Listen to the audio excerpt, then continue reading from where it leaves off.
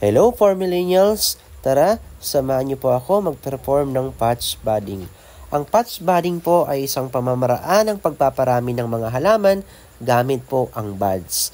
Meron po tayong variety po dito ng mulberry na kung saan tinatawag natin itong Taiwan Long White na hindi pwedeng mabuhay gamit ang cuttings.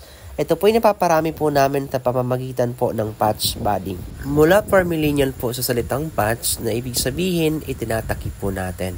Dahil po mamaya gagawa po tayo ng sugat at yung sugat na po na yun ay tatakpan po natin gamit po yung patch or bud na ginawa po nating pang patch or pang tapal doon po sa ating sugat na ginawa.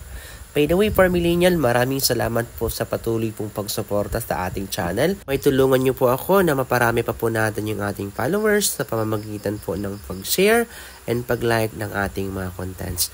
Marami pong salamat. Ngayon po, meron na po tayong nagawa pong sugat at tatakpan po natin to gamit yung ating patch na kung saan doon po kasama o nakadikit ang ating aktibo at buhay po na bud ng ating mulberry. Kung titingnan po natin, yun po yung bud na nakausli doon po sa ating patch. At para masigurado po natin na hindi po maghihiwala yung ating patch at yung ating ginawang sugat sa ating mulberry rootstock, ilalagyan po natin to ng ating plastic at kailangan po nating siguraduhin po syempre na mahigpit po yung ating pagkakadikit.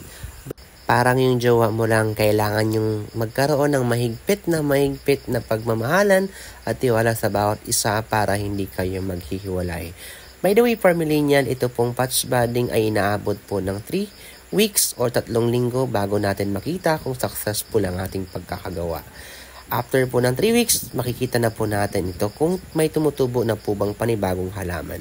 At syempre, for millennial, abangan nyo po ang susunod nating content patungkol po sa update ng ating Taiwan Long Mulberry Patch Budding.